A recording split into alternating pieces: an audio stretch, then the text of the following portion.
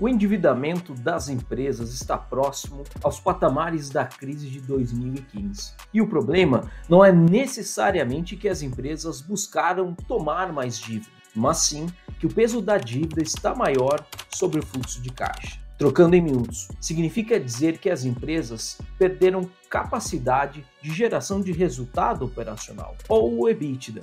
Meu nome é Daniel Rodrigues, sou consultor e assessor em finanças corporativas, professor universitário, doutor em administração. Uma das medidas mais comuns para avaliar o peso da dívida no fluxo de caixa é a relação dívida líquida pelo EBITDA. No caso de empresas brasileiras, pelo menos na B3, as 3 empresas mais endividadas são, primeiro, a MRV, com dívida líquida 19 vezes o EBITDA. Isso é algo estratosférico. Segundo, a Braskem, com 14 vezes o EBITDA.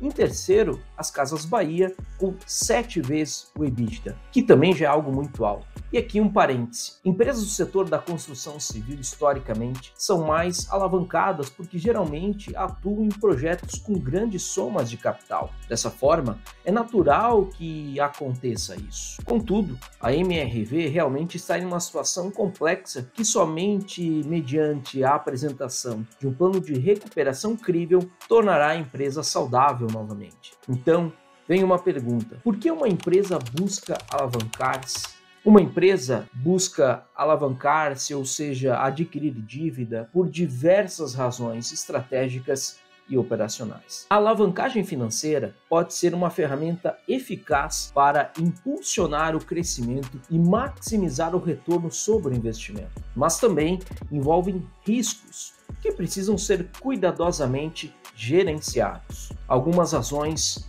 para isso.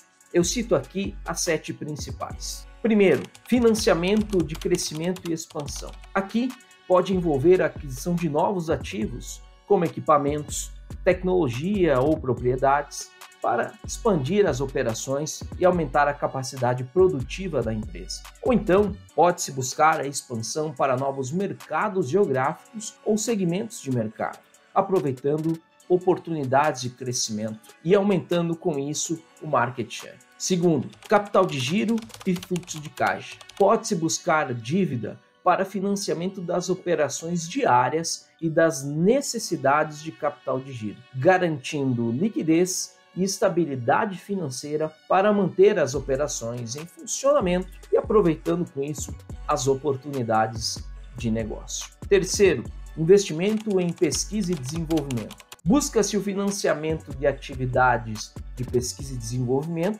para inovar e desenvolver novos produtos, serviços ou processos, mantendo a competitividade no mercado e impulsionando a inovação. Aqui, o capital tende a ser de um risco maior, porque nem sempre há garantia de retorno do capital aplicado. Isso no que se refere ao prazo e ao ROI. Quarto, otimização da estrutura de capital. Pode-se utilizar capital de terceiros para a dedutibilidade dos juros sobre os empréstimos, de forma a reduzir a carga tributária e otimizar a estrutura de capital da empresa, equilibrando dívida e capital próprio de forma eficiente. Quinto, retorno sobre o investimento. O recurso financeiro pode aumentar o retorno sobre o investimento ao utilizar dívida para financiar projetos e iniciativas que têm o potencial de gerar receitas e lucros superiores aos custos associados ao serviço da dívida. Aproveitar oportunidades de mercado é o sexto ponto. A dívida pode acelerar a capitalização sobre oportunidades de mercado, fusões, aquisições ou parcerias estratégicas que exigem um financiamento adicional, além dos recursos internos disponíveis. Recorrentes crises geram muitas oportunidades e, nesse caso, a dívida é buscada para viabilizar essas operações. Sétimo e último, benefícios fiscais e subsídios. A alavancagem também é buscada para aproveitar incentivos fiscais, subsídios ou condições favoráveis de financiamento oferecidas por governos ou instituições financeiras para estimular investimentos e crescimento econômico. É importante ressaltar que, embora a alavancagem possa oferecer diversas vantagens, ela também vem com riscos associados, como o aumento à exposição e a flutuações nas taxas de juros, restrições financeiras, comprometimento ou não da flexibilidade operacional e o aumento do risco financeiro em períodos de instabilidade econômica bem característica do nosso Brasil. Um outro ponto relevante nessa discussão é a participação do capital de terceiros na estrutura do capital das empresas. E por qual motivo o capital de terceiro pode ser mais barato e mais atraente aos olhos do mercado? Primeiro, existe um benefício fiscal. Os juros pagos sobre a dívida são geralmente dedutíveis para fins fiscais, o que significa que as empresas podem reduzir a sua carga tributária ao incluir os juros como despesa operacional. Esse benefício fiscal pode tornar o custo líquido da dívida mais baixo em comparação ao custo do capital próprio. Segundo, menor risco percebido pelos credores. Os credores podem perceber a dívida como menos arriscada do que o capital próprio, porque os pagamentos de juros são geralmente obrigatórios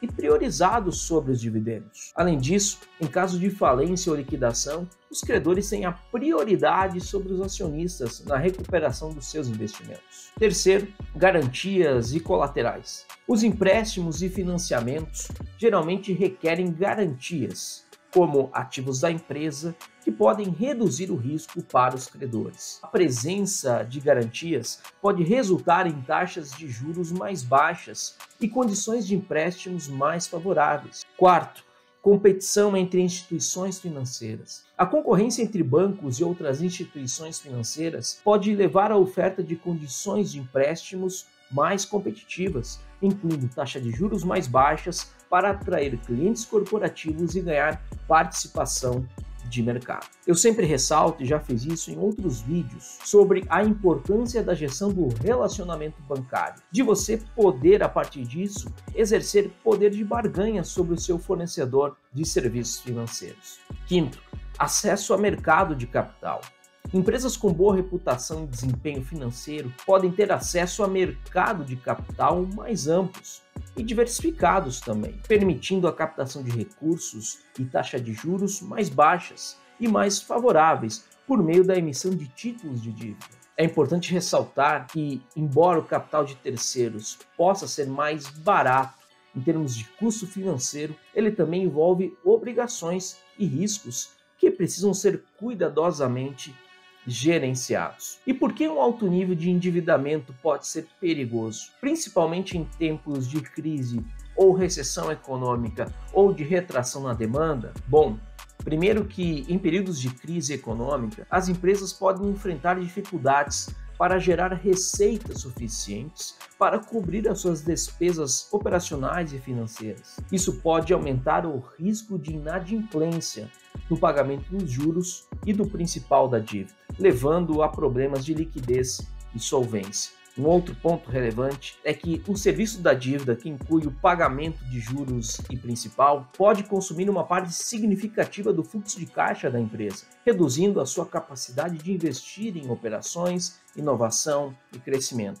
Portanto, é a famosa pressão sobre o fluxo de caixa. O terceiro ponto é que altos níveis de endividamento podem resultar em restrições financeiras, limitando o acesso a novos financiamentos e a capacidade de renegociar termos de dívida existentes. Isso pode comprometer a capacidade da empresa de financiar as suas operações e implementar estratégias de recuperação ou reestruturação durante períodos desafiadores. A deterioração da posição financeira e do perfil de risco da empresa durante uma crise pode resultar em um aumento na taxa de juros e nos custos de financiamento para novas dívidas, tornando o serviço da dívida ainda mais oneroso e difícil de renegociar. A incapacidade de cumprir com as obrigações de dívida e manter uma posição financeira saudável pode prejudicar a reputação da empresa e a sua capacidade de acessar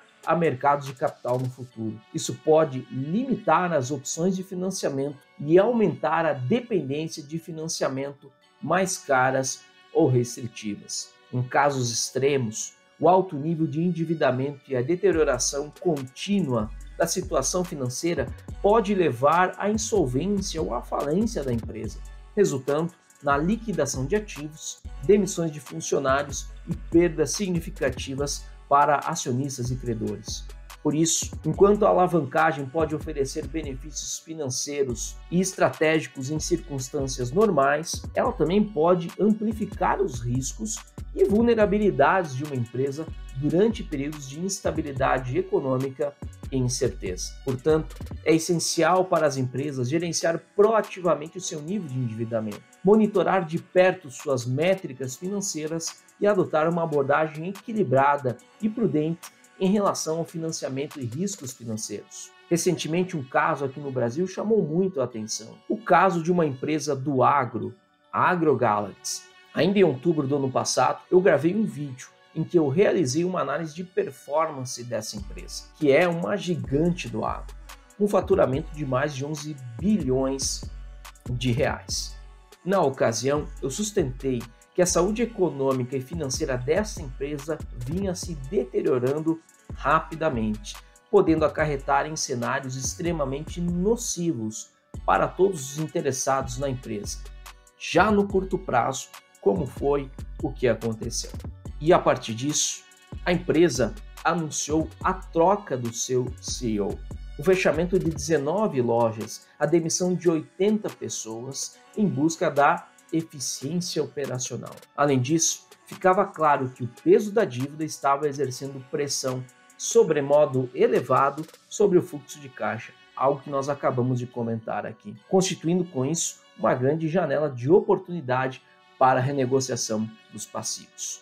Não há mágica, crescimento sustentável olhando apenas para a receita, sem observar os demais indicadores de caixa, é um tiro no escuro. A capacidade de geração de resultado operacional deve ser sempre monitorada e reavaliada.